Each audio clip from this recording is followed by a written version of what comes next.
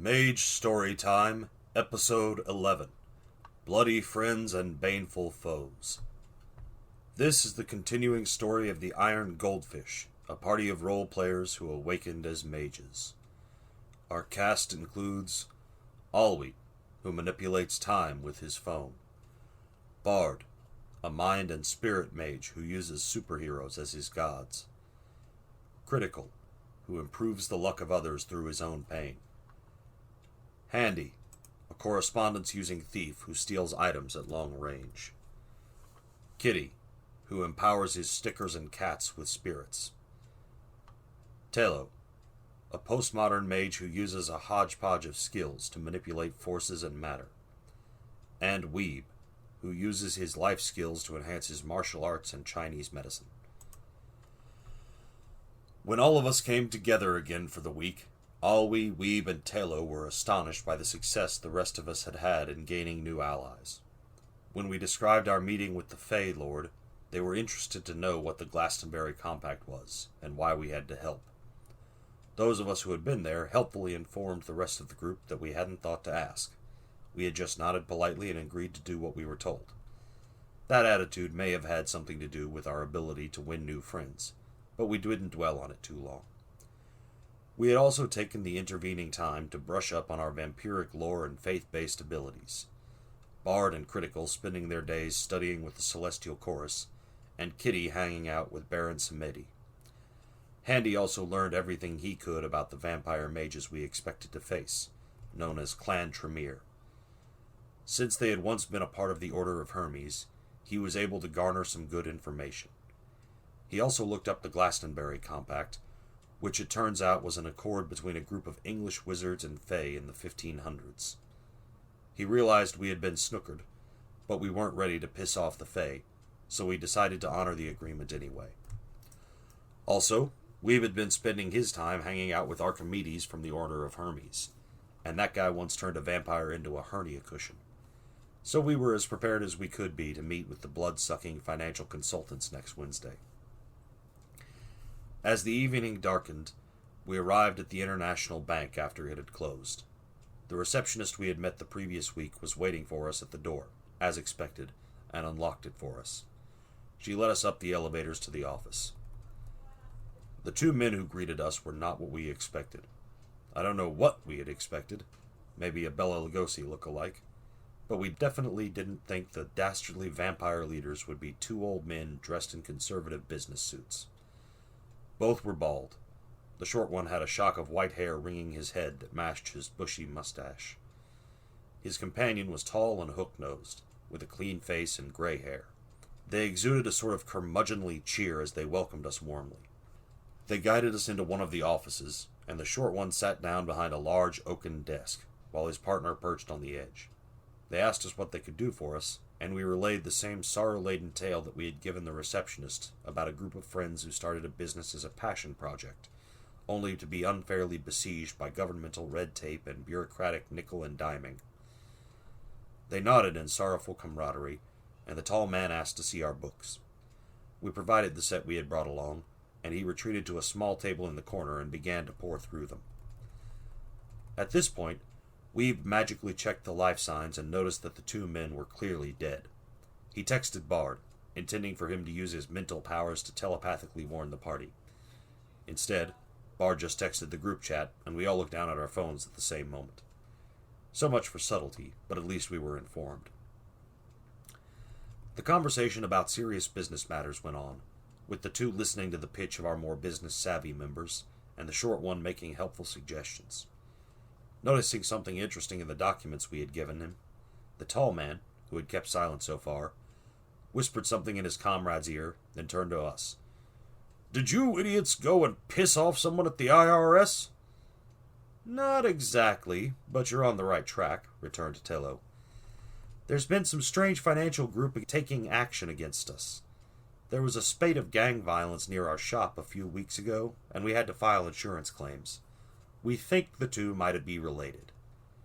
"Far be it from me to question the honesty of our clients, but I'm not much of a one for conspiracy theories. I'd find it hard to believe there's a sinister shadow organization waging financial war on you. Or I would if these documents didn't point to a sinister shadow organization waging financial war on you. That's why we came to you. We were hoping you could help us out. Well, why don't you just go kill him? His short partner responded, Why don't you check yourself into the old fool's home before they run out of beds? You can't stop bureaucrats by killing them. There's always more where they came from. You have to fight them with lawyers and accountants. Fight bureaucracy with bureaucracy. Countersuits, man. Hit them where it hurts, in the wallet. That was when we decided that we loved these old codgers and couldn't stand to stake them unless we absolutely had to. So much for the plan. We decided to drop some of the pretense and worked our interest into the art into conversation. The two old men perked up at that and obliquely asked for a demonstration. When Telos simply pulled a gum wrapper out of her pocket and transmogrified it into a gold objet d'art, they clapped politely.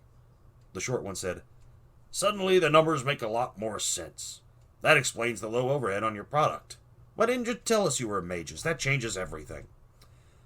With that, the tall one pulled out a different set of leather-bound books and started using those as a reference instead of the mundane ones. We were informed that we were under attack by the Syndicate, a branch of the technocracy, and that we could expect their assaults to ramp up. We've asked, Do you know if they have any buildings or property that they wouldn't want, say, blown up? Asking for a friend.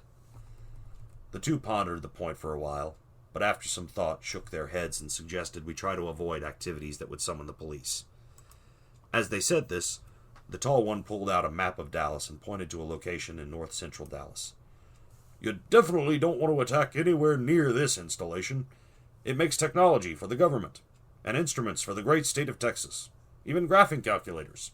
Whatever you do, don't drop a bunch of explosives on the major profit channel here. Certainly not.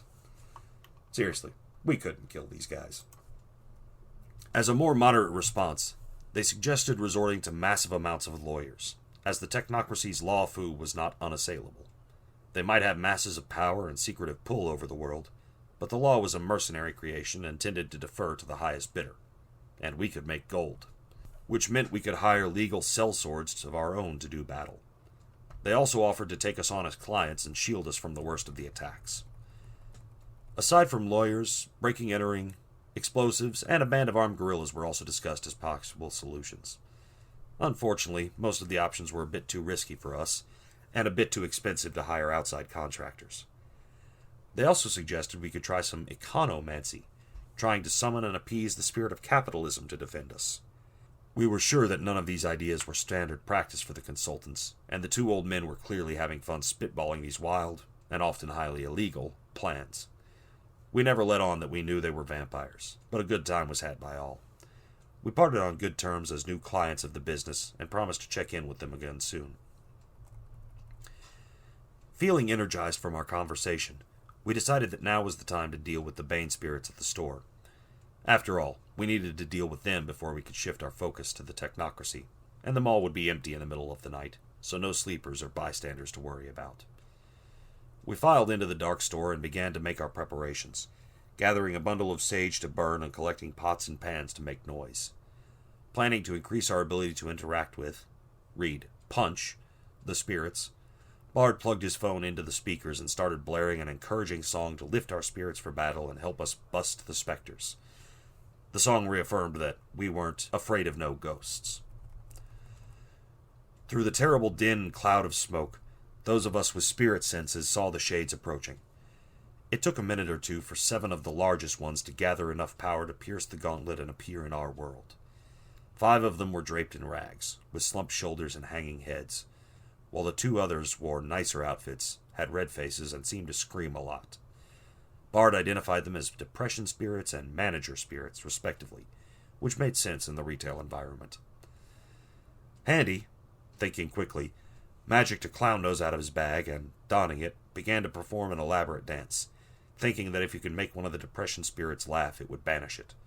Instead, all he heard was a morose, ghostly voice saying, "Clowns aren't funny."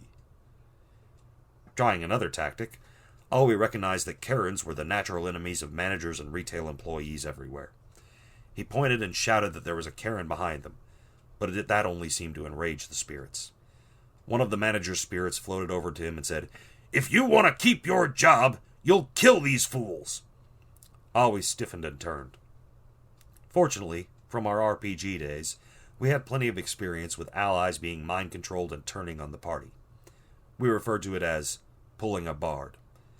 So when Aoi started to raise his hand to cast a spell at one of us, a couple of us tackled him to the floor and started hitting him in the head until he was better. Then we kept hitting him just to be on the safe side. Another tried the same thing on Kitty, but he managed to resist the urge to betray his friends and family. Clearly, we had found the superior brother. Kitty then gave an empowered sticker to one of his cats, which he always kept with him. The little feline carried the sticker in its mouth and trotted over to Aoi, upon whom it placed the sticker, paralyzing him instantly. With a cry of, "Wisdom of Solomon! Strength of Hercules!" Bard intoned a prayer to one of his comic book gods, and he used the mental/spiritual boost to punch one of the manager spirits in the face. It was the fulfillment of a dream he had had since his first summer job, and the manager floated backwards. Critical, too, decided to work out years of subordinate frustration and slapped the manager with his sap, again sending it reeling. Ignoring the fact that two of us were locked in melee combat with one of the specters, Tello shouted that she was going to do the thing. Gesturing with the skillet she had been banging to make noise, she channeled her power through the diamond focus in her other hand and busted one of the methane pipes running through the ceiling. It may or may not have been the same pipe she busted in our last fight in the mall, which only existed because of the magical influence anyway. But her plan worked, and the highly flammable gas seeped out in an invisible cloud. She took one of the gold Zippos we sold in the store and lit it, tossing the flaming lighter into the cloud and igniting it. The explosion, which would have been sizable enough without help, was further enhanced by Weeb's Force's magic. The blast took out all but one of the manager sprites and two of the depression banes, and just barely missed hitting Critical and Bard. They lost their eyebrows, but it was a fair trade for their lives. Howling in despair and rage, one of the depression spirits reached out and swiped its ghastly talons through Bard's chest, causing him to yelp in pain. For all of the drama of the attack, however, it didn't actually do too much damage. Granted, any damage was too much in Bard's view, but still. Bard returned the favor by giving it a magic-enhanced punch, and it exploded with a pop. Thinking that destroying the spirit controlling Aoi probably meant he was back on our side, Critical removed the paralyzing sticker. Aoi immediately sat up and pulled his pistol. Critical wondered if he had made a mistake, until Aoi adjusted his aim and started shooting at the remaining manager. Apparently, guns can kill ghosts. Because Texas. That only left one depression spirit facing the seven of us. It was destroyed in seconds. And with that, the node that we had been hovering around for months for was finally ours. A few dark spirits still lingered, but they weren't enough to actually harm us, so we ignored them. We did our best to clean up the singed hallway, then went and erased the security tapes. Will the Iron Goldfish's new base cause them even more trouble? Have all the dangers truly been dispatched? And what will they do about the vampires and fae? Find out in the next Mage Storytime.